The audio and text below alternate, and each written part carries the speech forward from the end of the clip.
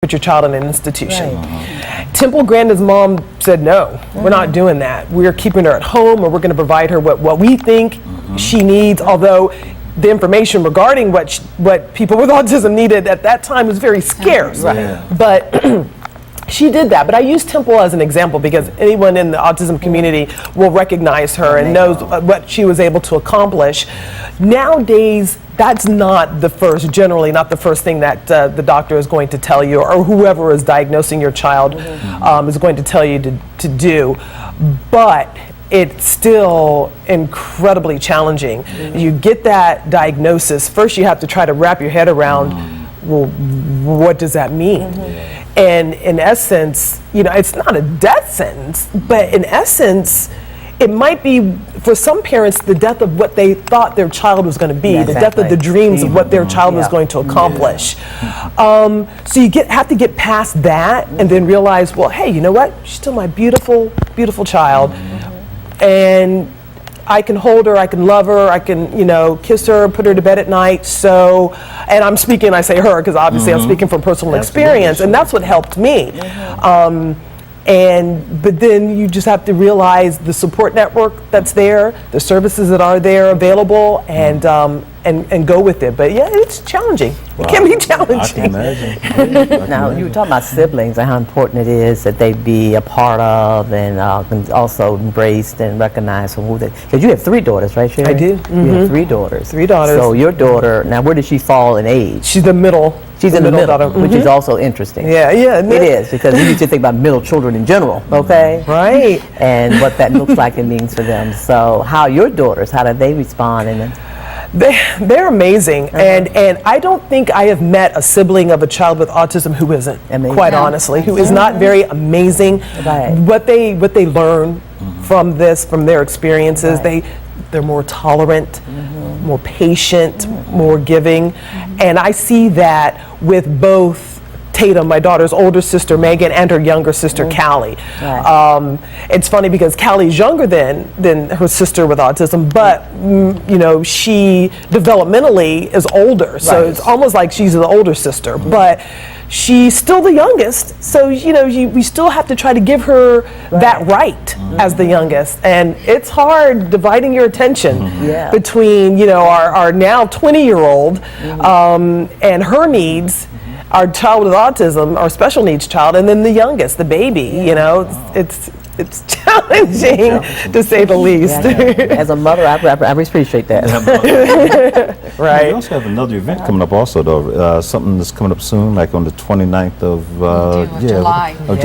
It's the Night with the Senators, and it's July 29th. And it's in the evening. Okay. And can you speak more on the details of the events and things? Because I know it was such a hit last year. Yeah, we've done this. I think this will be the 3rd year that we're doing it. But the Senators are just incredible. The players, the organization, they just are so wonderful to work with. And what they do is they basically feature the Autism Society as the featured organization that evening. The players are going to have a puzzle piece motif on their jerseys, and for those of your viewers who don't know, that's the logo, the symbol of autism is the puzzle piece, because it is so puzzling. But so the players will have their that symbol on their jerseys that evening, which is always a hit. They have the players come out on the field after batting practice, and the kids and their siblings play wiffle ball on the field with the players. And it is amazing to see the players out there and giving of them their time and themselves on the night of a game, you know. And if any athlete knows, you have to focus and concentrate and get that game face on, but they're out there having a ball with the kids, and it is one of the most enjoyable events throughout the year that we do. And the Senators, they're no stranger to the challenges of autism, because their pitching coach, they have a son with autism, and everybody knows him, they love him, and they just have a wonderful time. So it's a great event. And anyone who's interested in the Autism Night with the Senators, which is July 29th, or Afternoon of Inspiration on August 21st, they can go to the website, which is autismharrisburg.org.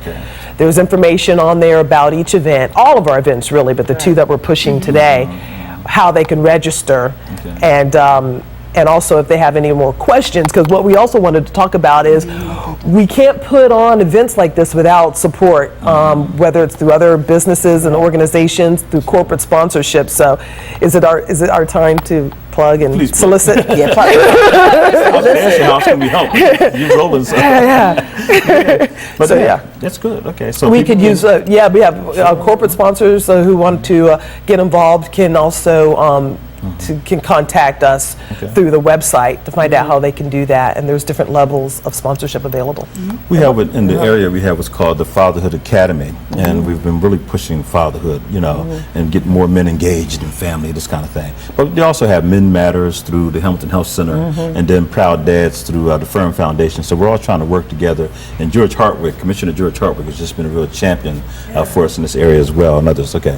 Having said all that, one of the components we haven't really talked about though is the family that has the autistic child, and this kind of challenge that it can present, So I'd love to have your organization come in, the two of you maybe, and come in and talk to, because we get both men and women, Right. and we're really, so this is good. Well, We gotta link outreach is a huge part of what we do, and we have, as a part of our organization, as a part of our board, not only parents like myself, but Delilah, who is in the professional realm, dealing with autism, and we have, providers, and we also have adults on the spectrum. And Delilah, you had talked about that a little bit in the beginning, but that's actually, we're in a crisis. We're facing a crisis when it comes to children who are going to become adults. Yes, and for just transition's sake, and we've over the last 15 years, it has been wonderful because there's been an explosion of some research, support groups. The Autism Society of America and the Harrisburg chapter has just grown and blossomed with events and things to do.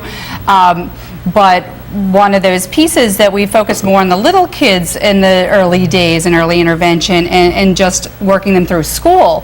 Well, now we are at an epidemic stage of those guys moving from high school into the world, into the wide world like the rest of us. And some of our guys are off to college, and that has challenges for anybody going off to college, to day programs and work shelters and all kinds of other options that these guys can be successful, but it's definitely a challenge. The Harrisburg area has been very active politically and trying to make sure funding's there, that other programs are started, that there's just more trainings available. So I know that it's a powerhouse of an area to get some things done, but there's so much that needs to be done to just treat the autism and to really approach those adults and accommodate those adults, because they can be very productive, quality of life individuals, and this is where we're kind of leaning a lot of the focus. But like Sherry said, the website for the autismharrisburg.org has diagnosis information, has lots of link ups on there. There's just lots of good information for the community to check out on there, and lots of events, the support groups. We have support groups for teens, adults, and for family members, siblings, and everyone.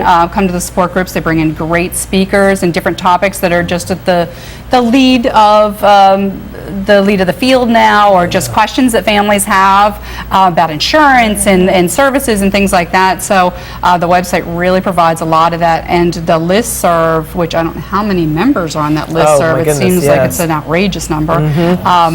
Is just an opportunity for individuals, families, individuals with autism, just to connect and ask questions about doctors and eye doctors and just services and things like that. So what's the website address if people wanted to go on there?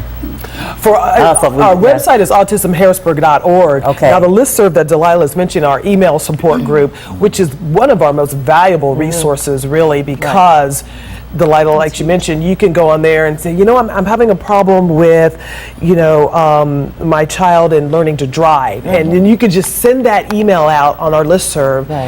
And you will just get hundreds of responses back from people who have already been through that experience and can give you their, what they were able to learn from it, or people who are currently going through it, so you can kind of work through it together. And it's made up just like our organization and our board, not only of parents but professionals. So, and that you can get on our listserv by going to our website as well.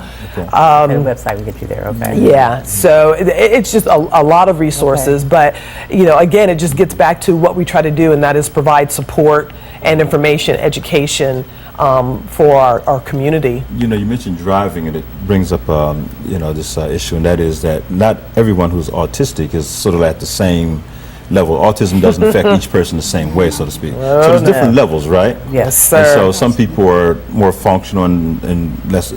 Speak about that for just a minute, because some people may not really know that their child is autistic. Right, it's a spectrum disorder, and that's what they mean by that, because a wide spectrum of abilities, functions.